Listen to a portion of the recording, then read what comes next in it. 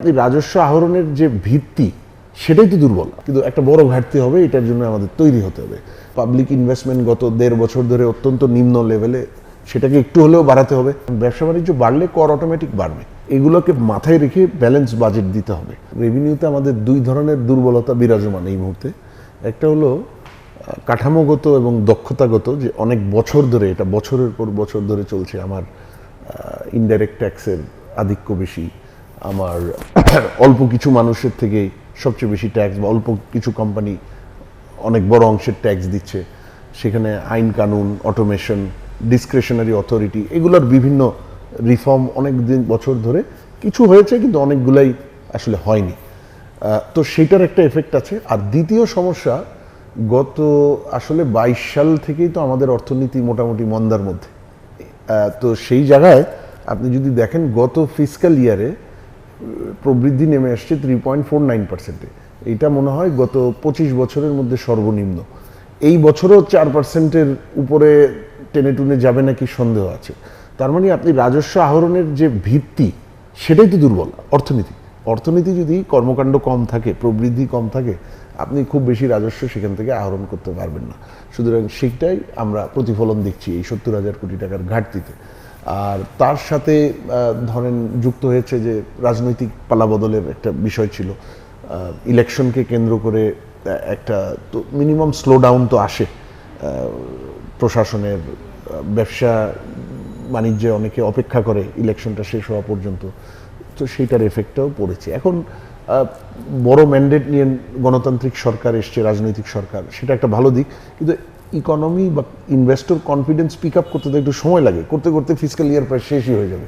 তো এই বছর আলটিমেট ঘাটতি 80 না 1,80,000 কোটি হবে নাকি 1 লাখ, সেটা দেখার বিষয়। কিন্তু একটা বড় ঘাটতি হবে, এটার জন্য আমাদের তৈরি হতে হবে। এখন এইটার ভিত্তিতে কি করা যায়, সেটা হলো সর্বপ্রথম হলো তাহলে আগামী বাজেট কিভাবে সাজাবেন। নির্বাচিত সরকারের প্রথম বাজেট, সেইখানে তারা বিভিন্ন, একদিকে পাবলিক ইনভেস্টমেন্ট গত 1.5 বছর ধরে অত্যন্ত নিম্ন লেভেলে, সেটাকে একটু হলেও বাড়াতে হবে। রাজনৈতিক কমিটমেন্ট আছে, রাজনৈতিক সরকারে তাদের দেশব্যাপী যে তাদের রাজনৈতিক ইনফ্রাস্ট্রাকচার, সেখান থেকে ডিমান্ড আসে জনগণের বা এলাকা ভিত্তিক উন্নয়নের জন্য, সেগুলো কিছুটা হলেও রেসপন্ড করতে হবে। আবার বাজেট খুব বেশি বাড়ালে ইনফ্লেশনের ফাইট, সেটা দুরূহ হয়ে যাবে। এগুলোকে মাথায় রেখে ব্যালেন্স বাজেট দিতে হবে। সুতরাং প্রথম জিনিস হলো যে বাজেটে এই যে লো রেভিনিউ, বাজেট কতটা বাড়াতে পারবে, কি উদ্দেশ্যে না বাড়ালেই নয়, আর সেটার অর্থায়ন কোত্থেকে আসবে, এই লো রেভিনিউ পারফরমেন্সকে মাথায় রেখে বাজেটটা সাজাতে হবে।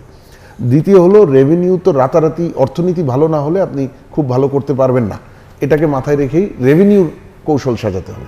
সেই জায়গায় খুব দ্রুত ফল পেতে গেলে একটা জায়গা হলো ট্যাক্স এক্সেমশন বা কর ছাড়, যেখানে বহু পুরানো কর ছাড় আছে, যেই সেক্টর বা ফার্মের তারা দাঁড়িয়ে গেছে, সেগুলো আমার মনে হয় 3, 6, 9 মাস এরকম একটা ক্লজ দিয়ে, সানসেট ক্লজ দিয়ে বেরিয়ে আসা যেতে পারে একটা ফেজ ওয়াইজ।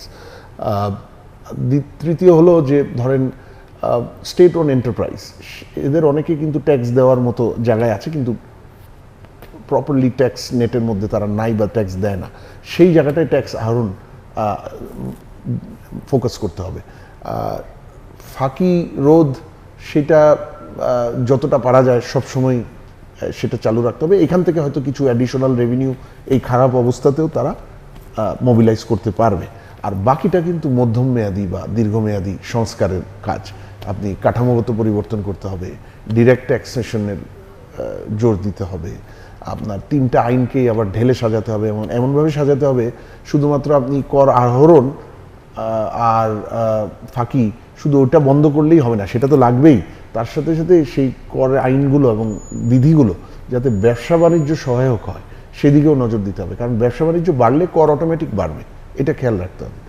আর অটোমেশনের কথা একটা বলে, অটোমেশন যে একদম কম হয়েছে এনবিআরে সেটা কিন্তু বলা যাবে না, কিন্তু সামহাও সেগুলোর পূর্ণ সুফল আমরা পাচ্ছি না। এটার একটা কারণ, অটোমেশনগুলো আসলে আইসোলেটেড ওয়েতে হয়। এটা একটা লিগ্যাল রিফর্ম, অ্যাডমিনিস্ট্রেটিভ রিফর্ম, এবং সেটাকে ডিজিটাল সিস্টেম কিভাবে সাপোর্ট করবে, এটা যদি আপনি সার্বিকভাবে চিন্তা করে না আগান, তাহলে একটা দুটা অটোমেশন খুব কাজে দিবে না।